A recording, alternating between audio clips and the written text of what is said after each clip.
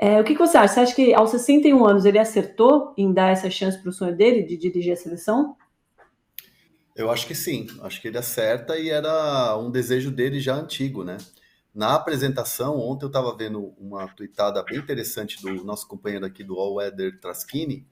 Ele trouxe um trecho de uma pergunta que ele fez na apresentação do Dorival sobre seleção brasileira. Se pintasse um convite para a seleção, o que, que ele faria?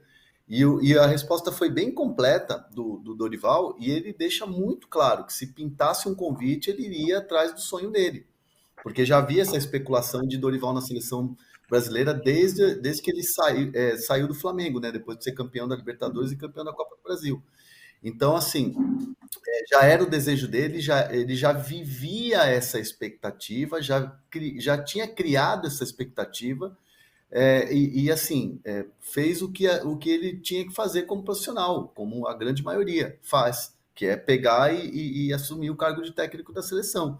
A questão toda é que o Dorival, nos últimos dias, amarrou direitinho e ele tem garantias de que ele vai poder exercer o trabalho dele. Então, assim, discute-se hoje o Dorival com a sua comissão técnica, o Lucas Silvestre vai fazer essa transição até que o São Paulo tenha um novo treinador, ele vai continuar esse trabalho, vai ficar dando treino no São Paulo, mas ele já tem a comissão técnica dele que ele vai levar. Alguns nomes estão sendo discutidos com o Dorival, inclusive, para quem vai ser, por exemplo, o diretor de futebol, né?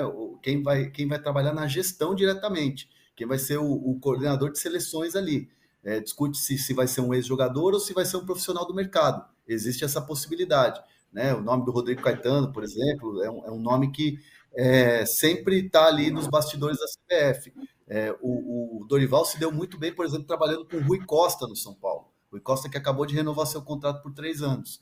Então, assim, eles estão discutindo como é que vai ser composta essa seleção brasileira, comissão técnica e direção.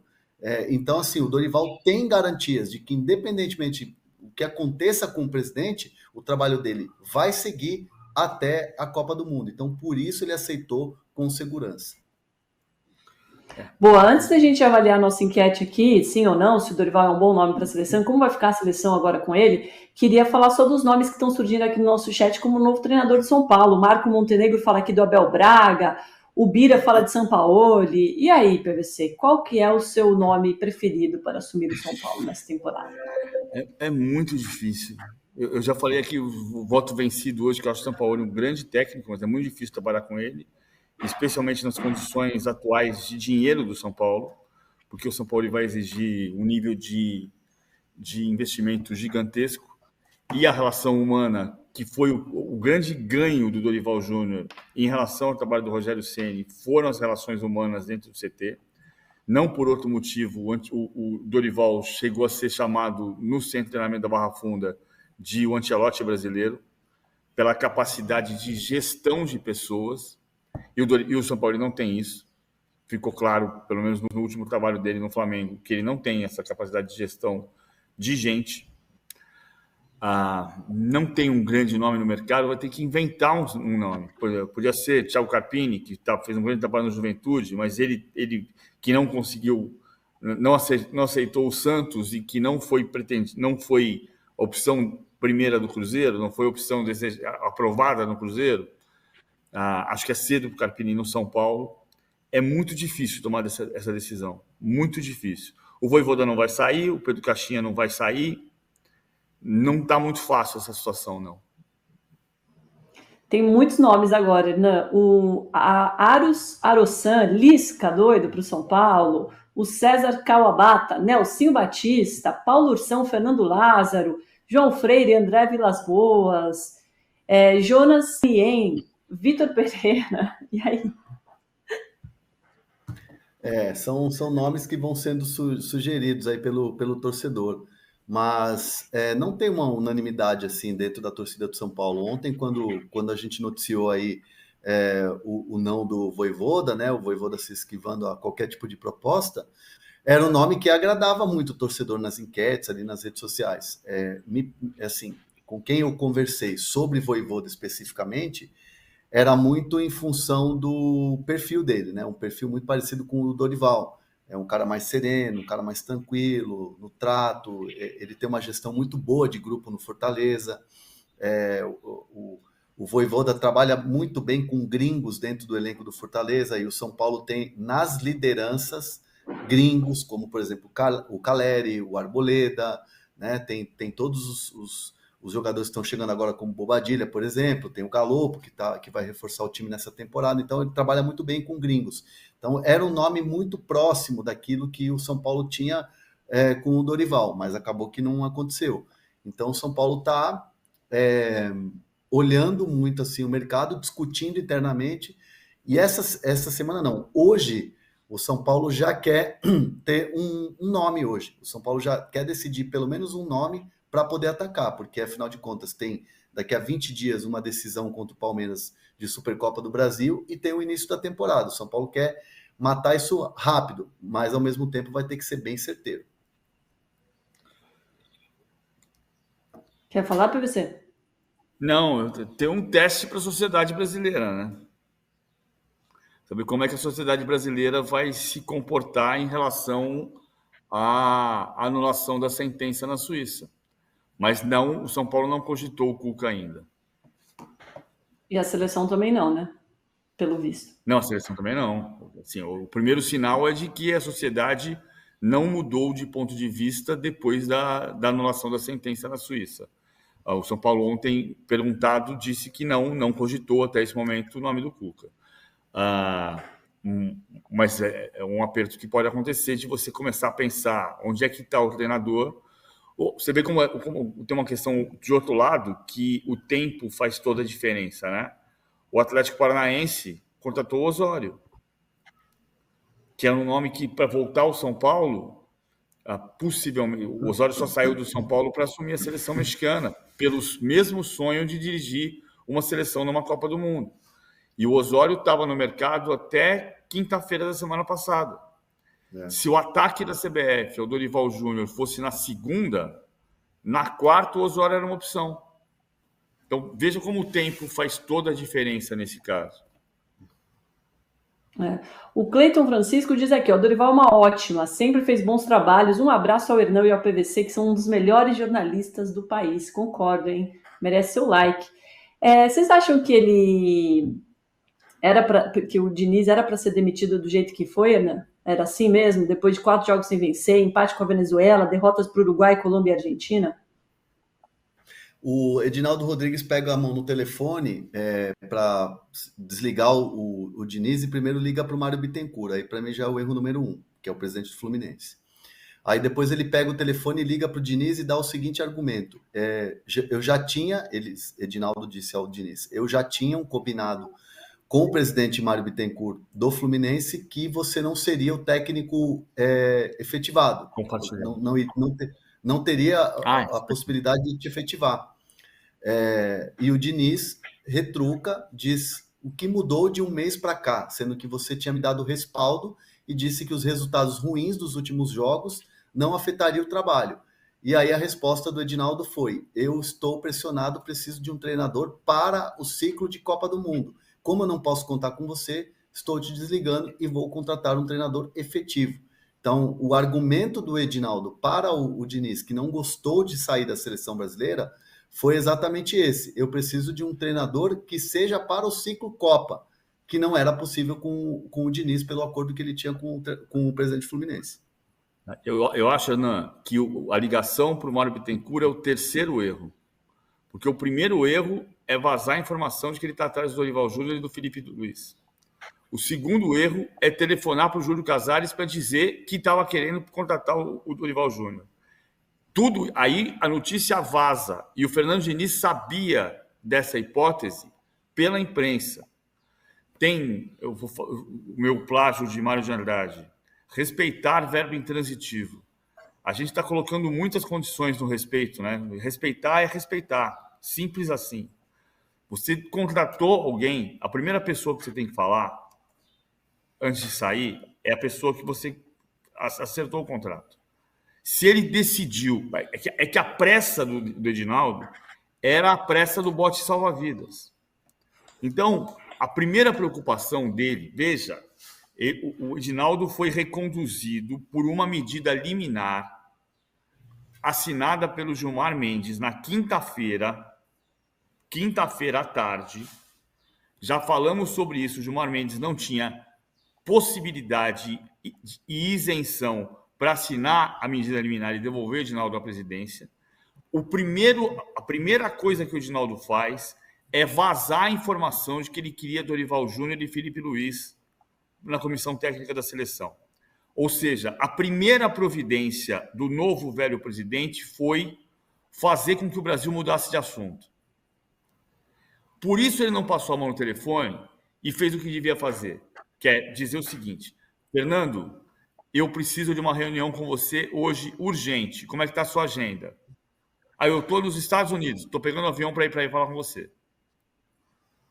Eu estou no Rio de Janeiro, você pode jantar comigo hoje? Vem à minha casa ou vem à CBF. Ele tinha que fazer uma reunião pessoal para comunicar por que ele estava demitindo. Ele tinha um contrato com o treinador que o socorreu no outro momento até julho. E ele, em vez de comunicar o homem que estava sob contrato com ele, a primeira coisa que ele fez foi vazar uma informação para fazer o Brasil mudar de assunto. E foi isso que aconteceu. Nós estamos falando aqui do Dorival Júnior, novo técnico da seleção, e não estamos falando aqui que o Edinaldo Rodrigues tinha sido deposto da CBF e que só está na CBF por uma medida liminar, portanto provisória. Cara, mas zero surpresa, né, PVC? Assim, acho que ninguém esperava nada melhor do que isso vindo dessa gestão da CBF, das últimas gestões, pelo menos. Eu acho que o difícil é você achar na CBF alguma coisa que você fale, nossa, olha, isso foi bem feito, esse trabalho foi bom. Eu não lembro, você lembra de algum, né, que a gente fala, nossa, olha como conduziu bem essa situação. Mas o problema, Domi, é que a gente está se conformando com o desrespeito. Assim, eu me lembro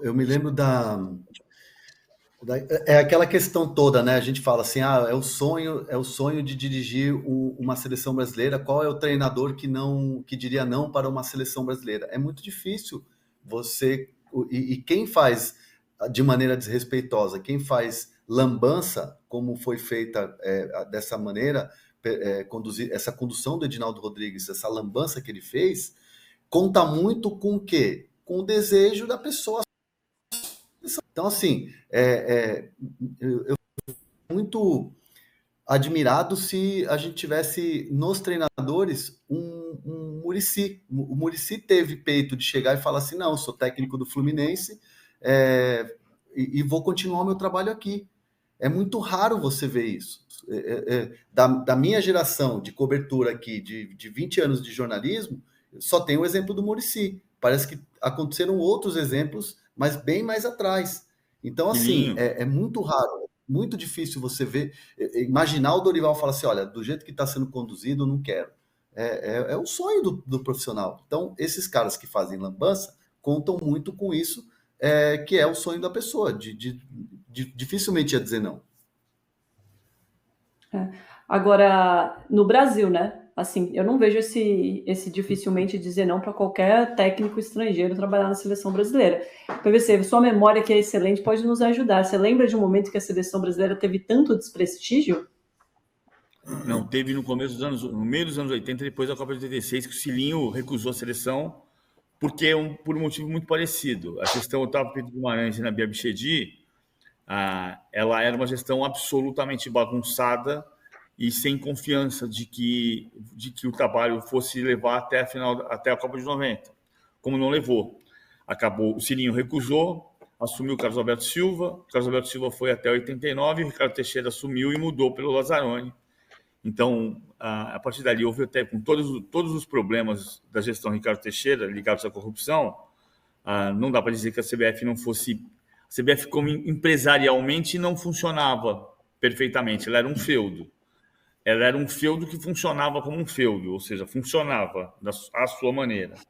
Ela evoluiu como empresa e depois voltou tudo para trás com o Edinaldo. Então, a gente está numa gestão muito parecida com 87, 88, quando, no meio da Assembleia Nacional Constituinte, se falava no Centrão, no Congresso Nacional. E dessa vez, quem quase decidiu a eleição da CBF, que haveria se não fosse eliminado o Gilmar Mendes, seria o centrão no gabinete do Arthur Lira, que foi quem definiu a candidatura do Flávio Sveiter com o Gustavo Feijó.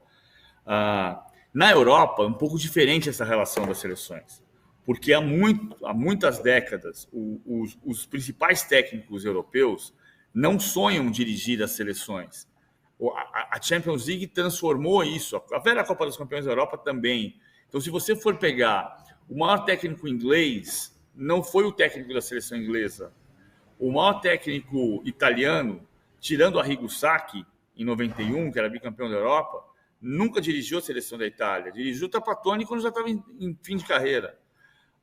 O melhor técnico alemão, o Klopp, não passa nem perto de dirigir a seleção da Alemanha.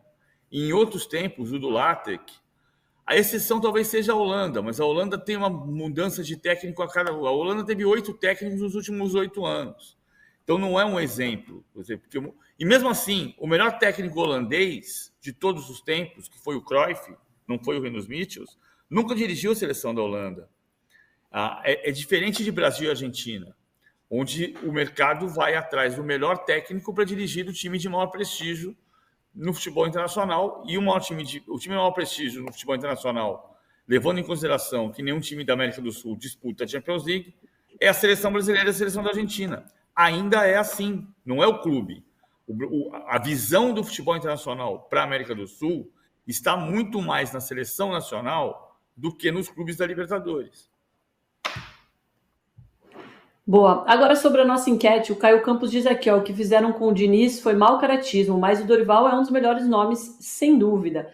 Por enquanto, na nossa enquete, se é um bom nome para a seleção, o sim está vencendo com a grande maioria, 64%.